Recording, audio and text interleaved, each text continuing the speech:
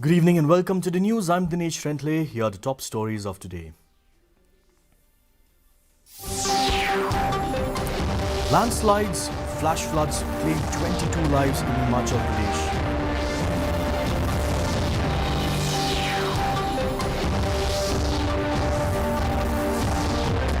The second round of the Assam-Meghalaya border talks going on in Guwahati between Assam Chief Minister Himanta Biswa Sharma and his Meghalaya counterpart Conrad K. Sangma. UGC approves guidelines for admission supernumerary seats for international students in undergraduate and postgraduate programs. And EAM S. J. Shankar begins Latin American visit, meets the Indian community in Brazil's Sao Paulo. The news in detail. Landslides and flash floods triggered by heavy rain have claimed 22 lives in Himachal Pradesh. While 12 people have also been injured in rain-related incidents, 6 people are still missing in the state. The Chakki rail bridge in Kangra district has collapsed due to flash floods yesterday. Sudesh Kumar Mokhta, Director, State Disaster Management Department, said that Mandi, Kangra and Chamba districts are the most affected districts where maximum loss of life and property has been reported. Chief Minister J. Ram Thakur is directed to ensure immediate relief and rescue operations besides deploying men and machinery at strategic points. He said that major roads in apple-growing areas and leading towards hospitals must be restored on priority.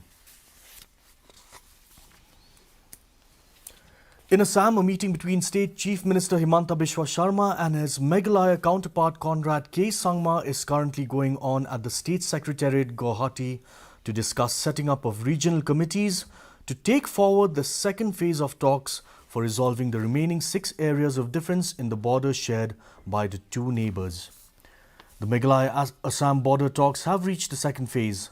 The discussion is aimed at resolving differences relating to 6 disputed areas.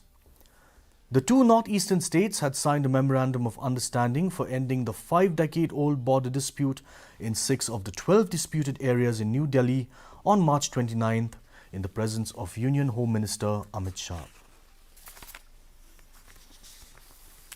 The government today stated that there is no plan to import wheat into India and the country has sufficient stock to meet domestic requirements. The Department of Food and Public Distribution clarified this in a tweet on reports about a possible import of wheat by the government. Media reports had claimed that the government is likely to buy wheat from overseas due to a shortage of wheat and rising prices.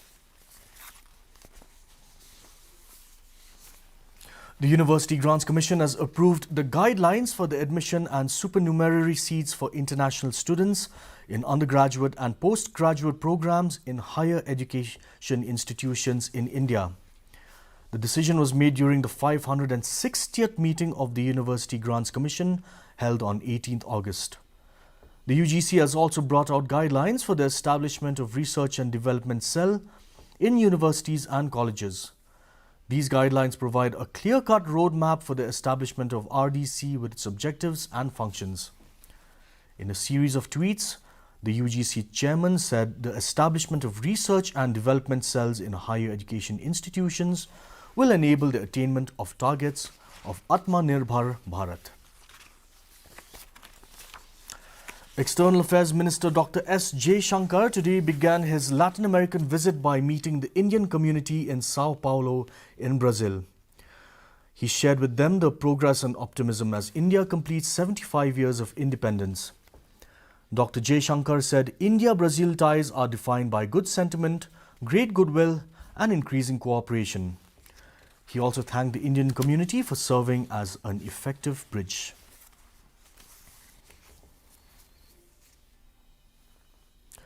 Over 209 crore 67 lakh vaccine doses have been administered so far under the nationwide vaccination drive. Over 26 lakh 58,000 doses were administered in the last 24 hours. The recovery rate is currently at 98.5%. Over 12,000 people have recovered in the last 24 hours. The total number of recoveries have now reached 4 crores 37 lakhs 12,218. Over 11,000 new cases were recorded in the last 24 hours. India's active caseload currently stands at 99,879. The active cases stands at 0.23%. Meanwhile, Meghalaya today recorded 14 new COVID-19 cases and 26 recoveries. 28 patients are being treated in hospitals with the disease. The total active cases in the state stands at 350. The Minister of Arts and Culture, Government of Meghalaya, Sanbor Shulai, on Saturday attended the 5th Debo Shulai Memorial Trophy as the chief guest. This is the second division final football tournament 2022 organized by the West Jaintia District Sports Association. The tournament was part of the Golden Jubilee celebration of the association, 50th year statehood and the 75th year Azadi Ka Amrit Mahotsav, which is being held at the Kyang Nangba Stadium, with the final match played between Kleiyongryang Sports Club versus Mukindur Sports Club. Addressing the function before the match, Shulai thanked the association for honouring and dedicating the second division tournament to his brother's name, the 5th Debo Shulai Memorial Trophy. He also donated an amount of 1 lakh rupees to the welfare fund of the association.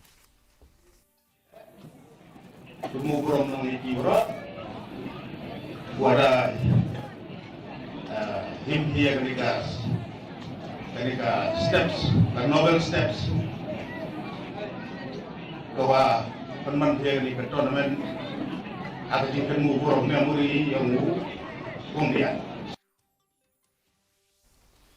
And now for the weather report in Shillong. The maximum temperature was recorded at 25.2 degrees Celsius, with the minimum temperature dropping to 18.2 degrees Celsius. The relative humidity in the morning was 81%, rising marginally to 85% in the evening, with rainfall of 0.1 millimeters. The forecast tells us light to moderate rain is very likely to occur at a few places. Our news bulletin is also available live on our YouTube channel. In addition to watching on television, viewers can also now visit the DD News Shillong YouTube channel to tune in to our daily bulletin. And for our viewers who missed out, here's a quick recap of today's top stories. Landslides, flash floods claim 22 lives in Himachal Pradesh.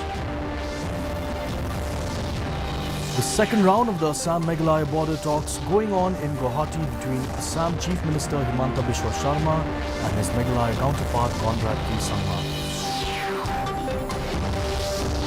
The UGC approves guidelines for admission, supernumerary seats for international students in UG, PG programs. And EAM S. J. Shankar begins Latin American visit, meets Indian community in Brazil's Sao Paulo. That's all we have in today's news. Thank you for watching. We'll be back same time tomorrow. Have a good evening.